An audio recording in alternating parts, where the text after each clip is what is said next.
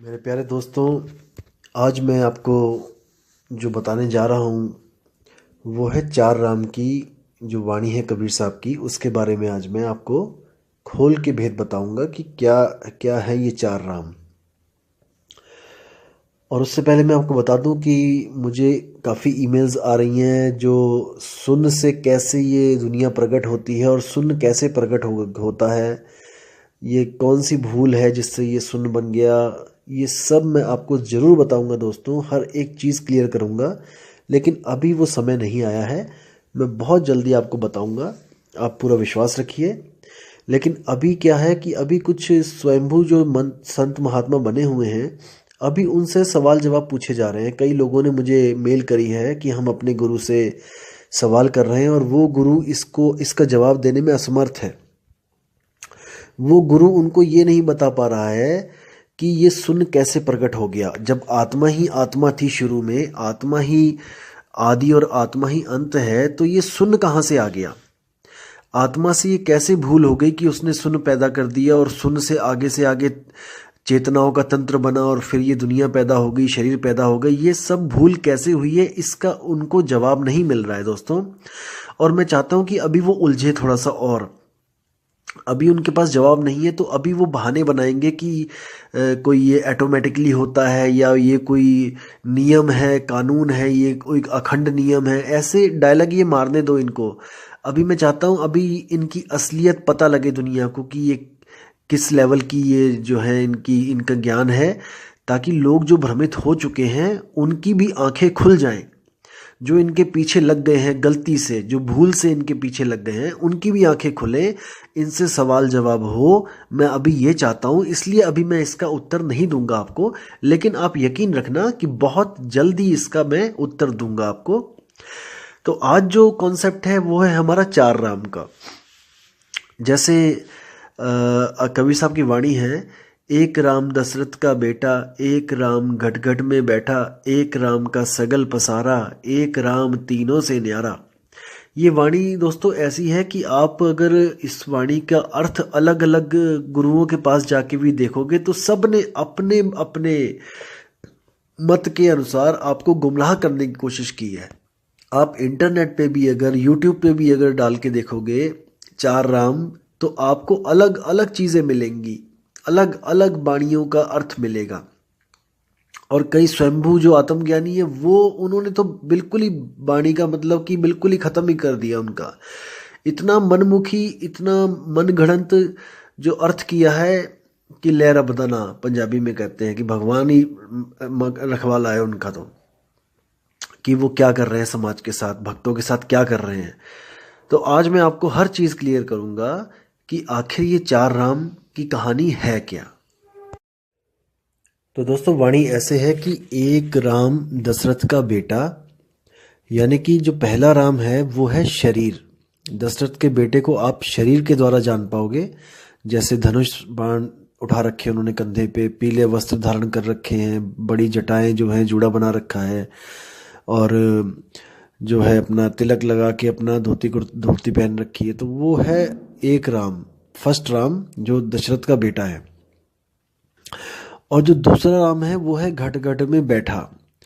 जो दूसरा राम है वो है आत्म राम, जो सुरती के साथ, सुरती के रूप में हर घट में विराजमान है, जिसकी वजह से हर घट चल रहा है। हर घट चल रहा है यानी कि उस घट को शक्ति कौन दे रहा है? वो आत्म राम। वो मन को भी शक्ति दे रहा है और वो तन को भी शक्ति दे रहा है। एक राम का सगल पसारा। ये जो तीसरा राम है ये कौन है? इसी को हम मन राम कहते हैं, इसी को हम ब्रह्म राम कहते हैं, इसी को हम निरंजन राम कहते हैं, जिसका ये सकल पसारा है। सकल यानी कि सारी सृष्टि जितनी भी है, जितने भी अनंत लाख लोक, अनंत करोड़ों जो लोक हैं, जितने भी लोक हैं, वो सब इसी का पसारा है। यही वो मन है जो सूक्ष्म से सूक्ष्म भी है और विराट से विराट भी है। तो इसी जो तीसरे राम का सकल पसारा है, इसी को हम कहते हैं ब्रह्म। सुन, हर जगह ये, हर लोक में आपको ये मिलेगा। ऐसा कोई लोक नहीं जहां पे ये आपको नहीं मिलेगा, क्योंकि सारे शरीर और सारे लोक इसी के द्वारा प्रकट हुए हैं और यही इन सब लोकों का राजा है। और जो चौथा राम है वो कौन है? चौथा राम इन तीनों से न्यारा, वो है परमात्म राम। वो इन तीनों से न्यारा इसलिए है क्योंकि वो ना तो शरीर है, ना ही वो सुरती है, और ना ही वो मन है। इन तीनों से न्यारा जो है वो है परमात्म राम, जिसने सृष्टि नहीं बनाई है, जो इन तीनों से ही अलग रहता है। वो क्या करता है, वो केवल और केवल तब आता है इस दुनिया में हमें समझाने के लिए कि अगर आप भी सृष्टि से बाहर निकलना चाहते हो, जो आपने भूल करी है सृष्टि बनाने की, अगर आप इसको खत्म करना चाहते हो अपनी भूल को, तो मैं आपको उस भूल की औषधि दे सकता हूँ, यानी कि आपकी बीमारी की जो है मैं उसकी दवाई दे सकता हूँ। अगर आप उसको लोगे दवाई को, तो आप भी इस जन्म मरण से, इस सृष्टि से बाहर आ सकते हो। तो ये चार राम दोस्तों ऐसे हैं, तन, मन, आत्मा, परमात्मा। ये है वो चार राम, और सारे के सारे जितने भी राम हैं वो इसी में आ जाते हैं, तन राम, मन राम, आत्म राम, परमात्म राम। और दोस्तों आपको भ्रमित करने के लिए कुछ लोग ऐसा भी बोल देते हैं कि चौथा राम के आगे पांचवा राम है, छठा राम है, सातवां राम है। ऐसा बिल्कुल नहीं है दोस्तों। आपको भ्रमित करने के लिए वाणी के साथ भी खिलवाड़ कर दिया गया है। अब देखिए वाणी क्या बोलती है, आपको क्या पढ़ाया गया, क्या क्या सुनाया गया वाणी में कि तीन राम को सब जग ध्यावे, चौथे राम का मरम न पावे, चौथा छोड़ पंचम को ध्यावे, कहें कबीर सो हमको पावे। दोस्तों ये वाणी नहीं है, ये आपको गलत बताई जा रही है वाणी। वाणी है तीन देव को सब जग ध्यावे। यहाँ पे तीन देव है, ना कि तीन राम। दोस्तों यही जो वाणियों के साथ खिलवाड़ करते हैं, यही पापी लोग आपको बोलेंगे कि ये वाणियां आपको फंसाने के लिए बनाई गई हैं। दोस्तों ऐसे लोग फंसाते हैं आपको वाणियों का गलत अर्थ करके, वाणियों को तोड़ मरोड़ के। वाणी कहती है तीन देव को सब जग ध्यावे, यानी कि तीन देव कौन है, रजोगुण, सतोगुण और तमोगुण। इन तीन देव की बात कर रहे हैं कबीर साहब, तीन राम की बात नहीं कर रहे हैं। तीन देव को सब जग ध्यावे, चौथे देव का मर न पावे। चौथा देव कौन है, ये है मन राम, जिसको निरंजन कहते हैं। इन तीनों को पैदा करने वाला, यानी कि तीन गुण कहाँ से पैदा होते हैं, गुणातीत निरंजन से। ये गुणातीत निरंजन ही है जो इन तीनों गुणों से न्यारा है। तो ये जो गुणातीत निरंजन है, ये चौथा देव है। चौथा छोड़ पंचम को ध्यावे, यानी कि जो अपने आत्म स्वरूप को ध्यावे। मुझे ध्याने की जरूरत नहीं है, परमात्मा को ध्याने की जरूरत नहीं है, अपने ही आप को ध्याओ, यानी कि अपने आप को मन से अलग करके अपने असली स्वरूप को ध्याओ। आप आत्म स्वरूप हो दोस्तों। जो तीसरा देव है, जो तीन गुण है, वो आप नहीं हो। जो चौथा देव है वो आप नहीं हो। चौथा छोड़ पंचम को ध्यावे, यानी कि जो अपने स्वरूप को ध्यावे, कहे कबीर सो हमको पावे, यानी कि वो भी मेरे जैसा हो जाएगा, उसको मैं मिल जाऊंगा, मुझको वो मिल जाएगा, यानी कि हम दोनों का स्वरूप एक जैसा हो जाएगा। दोस्तों कबीर साहब हमारे पास अपनी पूजा करवाने के लिए नहीं आते हैं, मैं फिर बोल रहा हूं आपको, वो केवल और केवल हमें हमारा ही स्वरूप दिखाने के लिए आते हैं, हमें हमारा ही स्वरूप बताने के लिए आते हैं कि हम आखिर हैं कौन। जैसे आपको मैं एक छोटी सी कहानी बताता हूं, आप बहुत समझदार हैं, आप समझ जाएंगे, छोटी सी बात है। एक बार क्या होता है कि एक शेरनी गर्भवती होती है और वो शिकार के पीछे भाग रही होती है, और भागते भागते भागते एकदम छलांग मारती है, और उसका बच्चा उस छलांग के बीच में ही होके जमीन पे आ गिरता है, और वो शिकार के पीछे भागती चली जाती है, काफी दूर चली जाती है। इतने में क्या होता है, उसी रास्ते से एक गडरिया आ रहा होता है भेड़ों के साथ। तो वो देखता है कि अरे शेर का बच्चा रास्ते में पड़ा है, तो वो उठा के उसको ले चलता है, अपने साथ ले जाता है। दोस्तों वो उसको भेड़ों के साथ ही पालने लग जाता है। जैसे वो भेड़ों को डंडा मारता होता है, वैसे ही उस शेर के बच्चे को भी मारना शुरू कर देता है। अब वो शेर का बच्चा छोटा होता है, डंडे की चोट ज्यादा लगती है, तो वो भी बेचारा डर डर के जीने लग जाता है, भेड़ों के साथ घास चरने लग जाता है और गडरिये से डरने लग जाता है। दोस्तों ऐसे ही समय बीतता जाता है और वो शेर भेड़ों के साथ ही घास चरता चरता बड़ा हो जाता है, और गडरिया उसको फिर भी डंडे मारता रहता है, और वो भेड़ों की तरह डर के इधर उधर भागने लग जाता है गडरिये से।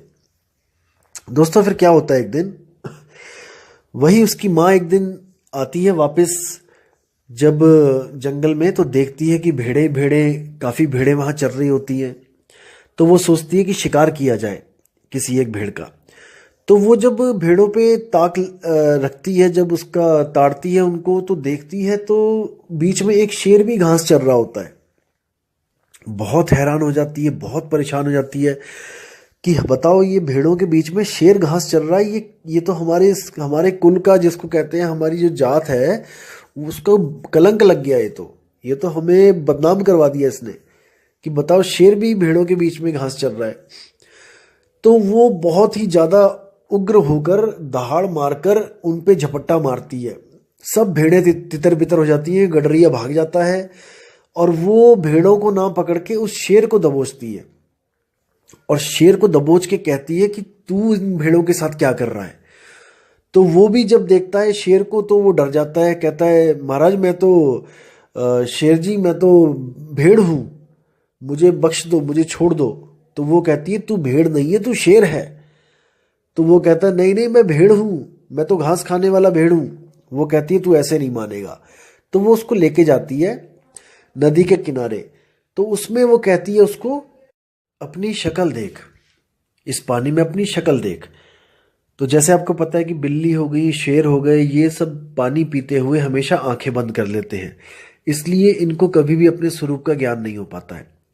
तो शेर जैसे ही देखता है पानी में, तो उसको शेर का चेहरा दिखाई देता है। तो वो कहता है कि शेर जी ये तो आप हो, आपका चेहरा दिखाई दे रहा है इसमें, क्योंकि उसने अपना चेहरा तो देखा नहीं होता कभी। तो वो कहती है ये तेरा चेहरा है। वो कहता नहीं नहीं, ये आपके जैसा लग रहा है, आप बिल्कुल आपके जैसा है, ये आप हो। वो कहती है अच्छा। तो वो भी आ जाती है पानी के सामने और दोनों चेहरे दिखाई देते हैं जब उसको, तो वो बड़ा हैरान परेशान हो जाता है। वो कहता है अरे, ये तो आप मेरे जैसे और मैं आपके जैसा दिखाई दे रहा हूँ बिल्कुल, यानी कि मैं भेड़ नहीं हूँ, मैं शेर हूँ। वो कहती है मैं यही तो तुझे समझा रही हूँ इतनी देर से कि तू भेड़ नहीं है, तू शेर है और तू घास खा रहा है, शर्म कर। तो वो कहता है और वो गडरिया, तो कहती है वो देखा नहीं मैंने दहाड़ मारी तो कैसे भाग गया। तो कहता है कि वो गडरिया जो रोज मुझे मारता है, कि वो मुझसे डर सकता है क्या, मैं उसको डरा सकता हूँ क्या। वो कहती तू बिल्कुल डरा सकता है, लेकिन तुझे अपना मूल शब्द याद करना पड़ेगा, मैं तुझे वो मूल शब्द देती हूँ। तो वो उसको दहाड़ना सिखाती है, क्योंकि वो मिमियाता होता था आज तक, दहाड़ना तो वो किसी ने सिखाया ही नहीं उसको दहाड़ना। तो जब वो उसको दहाड़ना सिखाती है तब वो भी दहाड़ने लग जाता है, और जब वो दहाड़ता है तो उसको एक अलग अनुभूति होती है कि मैं असल में एक शेर हूं। तब वो क्या कहता है, अच्छा अब मैं जाता हूं और मैं अब गडरिये को देखता हूं कहाँ पे है वो, जिसने मुझे आज तक गुलाम बना के रखा। तो जैसे ही वो जाता है शेर अकेला वहां पे, तो गडरिया देखता है, वो पहचान जाता है, कहता है ये तो अपना वाला ही शेर है। तो वो कहता है चलो शुक्र है दूसरा वाला शेर नहीं आया, ये तो हमारे वाला ही है, ये तो डंडे खा खा के ये तो भेड़ बना रखा है मैंने। तो जैसे ही वो जाता है वहां पर, तो गडरिया फिर डंडा लेके आके उसको काबू में करने के लिए आता है। जैसे ही तो वो एक दहाड़ मारता है, तो गडरिया दहाड़ सुनते ही फिर से दोबारा भागने लग जाता है और क्या बोलता है कि अरे बाप रे, इसने अपने स्वरूप को प्राप्त कर लिया है, ये जान चुका है कि ये शेर है, अब मेरी दाल इसके आगे नहीं गलेगी, अब इस पे मेरा जोर नहीं चलेगा, क्योंकि इसने अपने खोए हुए स्वरूप को प्राप्त कर लिया है। दोस्तों बिल्कुल यही वो कहानी है जो हमारे साथ बीती जा रही है। हम असल में शेर हैं, लेकिन हम भेड़ों के साथ रहते हैं, और हम इंद्री रूपी भेड़ों के साथ रह रहे हैं, और घास रूपी हम जो है विषय खा रहे हैं, विषयों को हम भोग रहे हैं घास रूपी। असल में हमारा जो आहार है वो हमारा कुछ और है, हमारा स्वरूप है वो हमारा कुछ और है, हमारी जो जात है वो हमारी कुछ और है। हम इन नकली जात पात में, इन नकली इंद्रियों के सुखों में हम भटक रहे हैं। असल में हमारा स्वरूप शब्द स्वरूपी है, यानी कि हम आत्म स्वरूपी हैं, लेकिन हम गलती से अपने आप को मन समझ रहे हैं। वो गडरिया ही मन है जो आत्मा रूपी इस शेर को, जिसने भेड़ बना के रखा हुआ है। जब हम अपने स्वरूप को प्राप्त कर लेते हैं तो ये गडरिया हमसे आगे आगे भागा फिरता है, हमें सलाम ठोकता है। जैसे कबीर साहब ने कहा है कि जब कोई भी जीव को सतनाम मिल जाएगा तो काल माथा नवाएगा। जही विधि सार शब्द गहे हाथा, तही विधि काल नवावे माथा। यानी कि ये मन आपको तब तक डरा सकता है जब तक आपको अपना निज स्वरूप प्राप्त नहीं हो गया। जिस दिन आपको अपना निज स्वरूप प्राप्त हो गया, ये मन आपसे डरता फिरेगा, आपसे आपके आगे आगे भागा फिरेगा, आपके आगे ये सिर नहीं उठा पाएगा। और अंत समय में आप इसको ऐसे छोड़ के चले जाओगे जैसे केचुली को सांप छोड़ के चला जाता है। यानी वो यहीं पे मृत हो जाएगा, मर जाएगा, खत्म हो जाएगा। उसकी कहानी यहीं पे खत्म हो जाएगी। जैसे इसको शुरू किया था वैसे ही इसको मार दिया जाएगा। और याद रखना दोस्तों, जो कई बारी सवाल जो आ रहा है कि चेतना और जो एनर्जी है उसमें क्या फ़र्क है, जैसे मशीनों में एनर्जी होती है, तो गलती से आप लोग इसको चेतना समझ रहे हो। दोस्तों, चेतना अलग चीज़ होती है और एनर्जी अलग चीज़ होती है। इलेक्ट्रॉन प्रोटॉन की जो एनर्जी है वो अलग चीज़ है। वो मैकेनिकल और केमिकल एनर्जी है वो अलग है। इलेक्ट्रॉनिक एनर्जी वो अलग है। जो हमारी चेतना है वो अलग है। जो इलेक्ट्रॉनिक और मैकेनिकल एनर्जी है ये जीवित नहीं है, और जो हमारी चेतना है वो जीवित है। इलेक्ट्रॉनिकल एनर्जी आप कितनी भी यूज़ कर लो, आप इस मुर्दा शरीर को चला नहीं सकते। इतना समझो, मुर्दा शरीर में भी इलेक्ट्रॉन और प्रोटॉन है, क्योंकि ये कण कण से बना है और हर कण में इलेक्ट्रॉन प्रोटॉन न्यूट्रॉन शामिल है। लेकिन ये मुर्दे को उठा नहीं सकते, एनर्जी भरपूर होती हुई भी। इस मुर्दे को उठाने के लिए चेतना की जरूरत पड़ती है। आप चेतना और एनर्जी को मिस इंटरप्रिएट कर रहे हैं। दोस्तों, इलेक्ट्रॉनिक की जो एनर्जी है वो चेतन नहीं है। वो चेतन नहीं है। जैसे आपने मान के चलो कि गली में 4 कुत्ते हैं और आपने एक रोबोट छोड़ दिया वहाँ पे कुत्तों के बीच में, तो कुत्ते उसको जितना मर्जी काटेंगे, उसको कोई दुख नहीं होगा, दर्द नहीं होगा, और वो दोबारा अगर आप उसी गली में उस रोबोट को छोड़ोगे तो वो फिर चला जाएगा उन्हीं कुत्तों के बीच में। जबकि एक इंसान की जो चेतना होती है वो रोबोट की चेतना से बिल्कुल अलग होती है, चाहे कितने भी सेंसर क्यों ना लगे हो रोबोट में। इंसान का क्या है, इंसान में जो चेतना होती है, जो आत्मा की वजह से है, वो उसको अगर उसको पता लग जाए कि इस गली में 4 कुत्ते हैं, जाके जैसे एक बार कुत्तों ने काट लिया उसको, तो दूसरी बार उसकी हिम्मत नहीं पड़ेगी वहां जाने की। ये होती है चेतना, यानी कि चेत जाना। एक मशीन नहीं चेत सकती है, ये इंसान चेतता है। इंसान की जो चेतना होती है वो इससे खबरदार करती है, और जिस गली में उसके साथ ऐसा हो गया होता, अगली बार वहां जाने की हिम्मत भी नहीं करती है। और कई लोग कहते हैं कि अगर ऐसी मुक्ति मिली हमें कि हमने शब्द को प्राप्त कर लिया, तो क्या गारंटी है कि दोबारा नहीं आएंगे। दोस्तों, यही गारंटी है, क्योंकि वो चेतना कोई इलेक्ट्रॉनिक चेतना नहीं है, वो जीवित चेतना है। वो कभी भी किसी चीज को भूलती नहीं है। बस क्या है कि जैसे ही उसको पता लगेगा कि मैं अब यहां से मुक्त हो गई हूं और मैं अब जन्म मरण से मुक्त हो चुकी हूं, दोबारा कभी वो गलती करने की हिम्मत भी नहीं करेगी। ये उसमें खासियत है कि दूध का जला छाछ भी फूक फूक के पीता है। इसी तरह वो चेतना को भी हमेशा चेतन रहेगी कि मुझसे एक बार गलती हुई थी, मैंने अब दोबारा ये गलती कभी नहीं करनी है। एक बार तो बड़ी मुश्किल से जान छूटी है मेरी। दोस्तों, वो गलती से भी कभी दोबारा इस ब्रह्म को पैदा करने की गलती नहीं करेगी। ये लिख के ले लो, गारंटेड है। क्या कुछ नहीं कर रहे हैं हम मुक्ति के लिए, और अगर हमें मुक्ति मिल जाए तो हम दोबारा क्या इस जेल में आएंगे। एक तोता आपने देखा होगा, बहुत चूरी खाता है, पिंजड़े में बैठ के सब कुछ खाता है जो आप देते हो, लेकिन अगर एक बार उड़ जाए दोस्तों, दोबारा कभी उस पिंजड़े में नहीं आता। आप कितनी भी चूरी डाल डाल के रख लेना वहां पे, याद रखना इस बात को। एक बार जो तोता उड़ गया वो वापस कभी नहीं आता है, क्योंकि उसको पता होता है कि मैंने कैसे जेल में दिन काटे हैं। यही चेतना होती है दोस्तों, इसी को चेतना कहते हैं। इसी को कबीर साहब कहते हैं, नलनी के सुगना तोहे कौन पकड़ी, कि हे नलनी के सुगना तुझे कौन पकड़ेगा, तू तो खुद गुलाम हुआ पड़ा है यहाँ पे, आजा तुझे मैं रास्ता बताता हूँ निकलने का। और ऐसा निकलना कि दोबारा गलती से भी पीछे की तरफ मत देखना। तो दोस्तों, ये वो बात है, ये जो वो ज्ञान है जो एक आम आदमी किसी को नहीं दे सकता। ये जो ज्ञान है वो परमपिता परमात्मा ही देता है, गुरु रूप में आके देता है, पुरुष रूप में आके देता है। लेकिन वो कभी अपनी पूजा नहीं करवाता, वो आपको आपका ही स्वरूप लखाता है। एक छुड़ाए एक लखाए। आपसे क्या क्या छुड़वा देगा, जितनी भी जड़ वस्तुएं हैं वो आपसे छुड़वा देगा, जिसमें मन भी आता है, तन भी आता है। मन भी जड़ है तन भी जड़ है, मन ही तन है तन ही मन है, दुविधा में हैरान। कबीर साहब की वाणी है कि मन ही तन है। कैसे है? अगर आपका मन खुश है तो आपका तन भी खुशी खुशी, आपको चेहरा खिला खिला दिखाई देगा। अगर आपका मन दुखी है तो आपका चेहरा भी मुरझाया मुरझाया दिखाई देगा। यानी कि ये दोनों एक दूसरे के प्रतिबिंब हैं, एक ही सिक्के के दो पहलू हैं ये मन और तन, और इसी में सारी दुनिया उलझी हुई है। तो कबीर साहब मन को और तन को दोनों को छोड़ने के लिए कहते हैं कि मन को भी छोड़ दे, तन को भी छोड़ दे, फिर क्या बचा? तू बचा आपे आप, आपे आप रहेला। कबीर साहब कहते हैं कि तू खुद ही अकेला ही रहेगा, आपे आप रहेला, ना कोई गुरु ना चेला। उस अवस्था को प्राप्त करके गुरु चेले की मर्यादा भी खत्म हो जाती है, गुरु चेले का जो डिफरेंस होता है वो भी खत्म हो जाता है, चेला गुरु बन जाता है, गुरु चेला बन जाता है।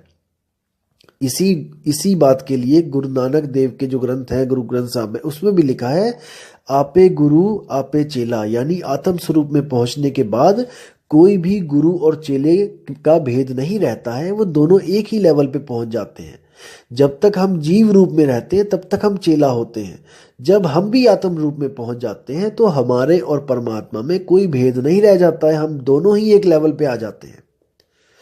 तो दोस्तों ये ज्ञान जो है इसको तरीके से समझना पड़ेगा, क्योंकि बिल्कुल अद्भुत ज्ञान है, लेकिन आज तक हमें जो उल्टे पहाड़े पढ़ाए गए थे हमें वो रटा दिए गए हैं, इसलिए वो हमसे छूट नहीं रहे हैं। लेकिन आप एक सिरे से अगर शुरुआत करोगे तो आपको हर चीज बिल्कुल सीधी सीधी दिखाई देगी, बिल्कुल साफ साफ दिखाई देगी, और रास्ता बिल्कुल सीधा दिखाई देगा। क्योंकि आज तक हमें जितने भी रास्ते पकड़ाए गए जलेबी की तरह सीधे पकड़ाए गए हैं दोस्तों, लेकिन इस बार मैं आपसे वादा कर रहा हूं और आपको विश्वास दिला रहा हूं कि ये रास्ता बिल्कुल सीधा है, ये जलेबी वाला सीधा रास्ता नहीं है, ये बिल्कुल सीधा रास्ता है।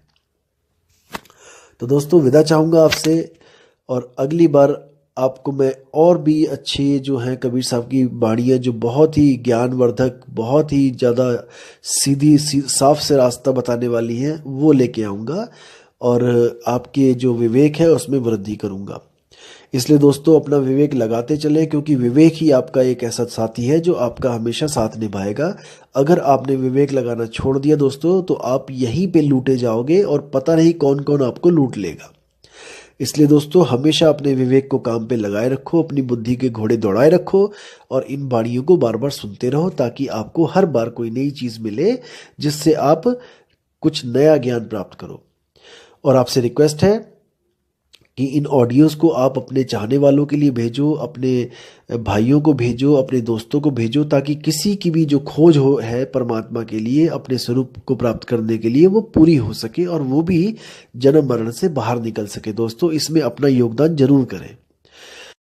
और दोस्तों मैं आपसे फिर बोल रहा हूँ कि आप किसी के भी साथ जुड़ना चाहें आप जुड़ सकते हैं, कोई बंधन नहीं है आपको कि आप यहीं पे जुड़ें या कहीं पे, जहां आपको विश्वास बनता है आप जुड़ें, लेकिन दोस्तों परख करने के बाद जुड़ें। आप गुरु से जरूर प्रश्न पूछें कि गुरुजी ये सृष्टि बनी तो बनी कैसे? क्या ये सृष्टि बना के बहुत अच्छा किया जिसने भी बनाई है, या बहुत बुरा किया? हम यहाँ पे फंस गए हैं, ये हमारे फंसाने के लिए बनाई गई थी कि कैसे बनाई गई थी? क्या इसको बनाने का मकसद क्या था? क्या इसको बनाए बिना बात नहीं बननी थी? जैसे कई लोग कह देते हैं कि ये ऑटोमेटिकली बनी है और शून्य से सब कुछ प्रकट हुआ है, हम भी शून्य से प्रकट हुए हैं। दोस्तों अगर हम मान के चलो कि हम शून्य से प्रकट हुए हैं तो इसका मतलब हम पहले नहीं थे। विचार करना दोस्तों, जैसे मैं पहले नहीं था, मेरा कोई अस्तित्व नहीं था, मैं एकदम शून्य से प्रकट हो गया। विचार करना दोस्तों, मैं पहले नहीं था और मैं शून्य से प्रकट हो गया, और आज मुझे ये ज्ञान बताया जा रहा है कि तुम दोबारा मर जाओ। मैं मानता हूं कि आज मैं फिर दोबारा मर गया, लेकिन दोस्तों मैं तो पहले भी मरा हुआ था ना। शून्य से प्रकट होने से पहले भी तो मैं मरा हुआ था। जब मैं मरे हुए से फिर जिंदा कर दिया गया, शून्य से प्रकट हो गया, तो अब क्या गारंटी है कि मैं आज अगर मर जाता हूं, ये मन मर जाता है, पूर्णतया मर जाता है, दोबारा पैदा नहीं होगा? क्योंकि शून्य से पैदा होने से पहले भी तो ये मरा ही हुआ था। ये कहाँ था? क्या इसका कोई अस्तित्व था क्या? जब इसका कोई अस्तित्व नहीं था और इसको पैदा कर दिया गया, तो दोस्तों आज भी अगर आप इसका अस्तित्व खत्म कर दोगे तो आप कल को दोबारा पैदा कर दिए जाओगे, क्योंकि वो लोग ये नहीं जानते कि भूल कहाँ पे हो रही है। ये उस भूल को तो प्रकृति का नियम बताते हैं, ये उस भूल को तो अखंड नियम बताते हैं, क्योंकि इनके पास जवाब नहीं है। इनको पता ही नहीं है कि भूल सुधारी कैसे जाए। इसलिए जो चीज़ नहीं पता होती है तो वो कह देते हैं नहीं नहीं ये तो होता ही है, ये तो ऑटोमेटिकली, ऐसा तो होना ही है। तो दोस्तों दोबारा पैदा हो जाओगे। अभी विचार कर लो, ये जन्म बार बार नहीं मिलेगा। भूल को सुधारोगे तभी बात बनेगी, नहीं तो बार बार भूल होती चली जाएगी। दोस्तों विचार करना है, किसी के पीछे ऐसे ही नहीं लग जाना है। बाल की खाल निकालना सीखो। कबीर पंथ का मूल मकसद ही यही होता है कि बिना देखे बिना जांचे किसी को नहीं मानना। जब तक ना देखूं अपनी नैनी और तब तक ना मानूं गुरु की कहनी। ये किसी भी संत महात्मा ने नहीं सिखाया, केवल कबीर साहब ने बताया है कि जब तक अपने ज्ञान से मैं परख ना कर लूं कि गुरु सत्य बता रहा है कि असत्य बता रहा है, मैं किसी को नहीं मानता गुरु। इसलिए दोस्तों विचार करना है, विवेक करना है, सवाल पे सवाल पूछने हैं। सवाल पूछना शिष्य का हक है, और अगर गुरु को नहीं पता है तो वो गोलमोल उत्तर देगा और आपने पकड़ लेना है उसको। तो दोस्तों मैं फिर आपको कहता हूं कि बिना विवेक के आप लुट जाओगे। विवेक को कभी भी मत सोने देना, हमेशा जगाए रखना, बुद्धि के घोड़े दौड़ाए रखना। तो इसी के साथ दोस्तों मैं आपसे विदा लेता हूं, और बहुत ही जल्दी आपको अगली ऑडियो के साथ में आऊँगा, जिसमें मैं सारा क्लियर करूँगा कि शरीरों के कितने गुण होते हैं और आत्मा के क्या गुण होते हैं। जैसे कई लोगों ने आजकल डायलॉग ये रट लिया है कि यहाँ पे 5 शरीर में रहोगे तो 5 गुण मिलेंगे, काम क्रोध लोभ मोह अहंकार। आगे ऊपर आत्मा में चले जाओगे तो नूरी तत्व में चले जाओगे तो 16 मिल जाएंगे, आगे चले जाओगे 64 मिल जाएंगे, आगे चले जाओगे उसके डबल बता देंगे। अरे दोस्तों ये ऐसा नहीं होता है। आप उनसे पूछो कि 16 तो बता दिए तुमने, 16 जो आत्मा के गुण हैं नाम बता दोगे, क्योंकि अनुराग सागर में लिखे हैं 14, 64 के नाम बता के दिखाओ जरा। 64 के बाद जरा 108 के नाम बता के दिखाओ जरा। आप नाम तो बताओ ना। आप ऐसे गिनती गिनाते चले जाओगे, उसका तो अंत ही कोई नहीं है भाई। अगर आप गिनती गिनाते चले जाओगे उसका तो कोई अंत नहीं है कि 16 के ऊपर जाओगे 64 हो जाएगा, 64 के ऊपर चले जाओगे 100 कुछ हो जाएगा, फिर 205 हो जाएगा, फिर 8000 हो जाएगा। दोस्तों नाम तो बताओ, इनको बोलो, इन लोगों से पूछो। आप जो ये गुरु बैठे हुए हैं इनसे पूछो आपकी कौन कौन से गुण होते हैं, जरा हमें बताओ। 25 प्रकृतियां होती हैं, 26वीं बताओ, 26वीं कौन सी होती है बताओ जरा। तो दोस्तों ये गिनतियां गिनना सीख गए हैं और बस गिनतियों में आपको उलझा लेते हैं कि अनंत लोक हैं और इतने लोग हैं। अरे नाम तो बताओ, 100 के तो नाम बता दो। अनंत पुरुष है, तुम 10 के तो नाम बता दो। बताओ जरा कौन कौन से पुरुष किस किस लोक में बैठे हुए हैं। तो दोस्तों ऐसे भ्रमित आपको करने वाले हजारों लाखों मिलेंगे, लेकिन आपने ऐसे भ्रमित नहीं होना है। अगली वीडियो में मैं आपको ये बताऊंगा कि ब्रह्म ज्ञानी और आत्मज्ञानी में फर्क क्या होता है, और ब्रह्म ज्ञानियों को क्या सिद्धियां मिलती हैं और आत्मज्ञानी के पास कौन सी सिद्धि होती है। ये जितने भी आत्मज्ञानी लोग कह रहे हैं कि मुझे अनंत लोग दिखाई दे रहे हैं, ये सब झूठ बोलते हैं। आत्मज्ञानी के पास क्या क्या असल में क्या वस्तुएं होती है, मैं आपको अगली ऑडियो में एक एक चीज क्लियर करके बताऊंगा। तो दोस्तों आपसे विदा चाहूंगा अब, और आप विवेक लगाते रहिए दोस्तों, बार बार ऑडियो सुनते रहिए ताकि आपको हर चीज समझ में आती रहे। तो इसी के साथ मैं विदा चाहूंगा दोस्तों। जय गुरु बंदी छोड़ कबीर साहिब, जय गुरु बंदी छोड़ मदन साहिब, जय जय गुरु बंदी छोड़ वैराग साहिब की सदा ही जय हो। साहिब बंदगी सतनाम।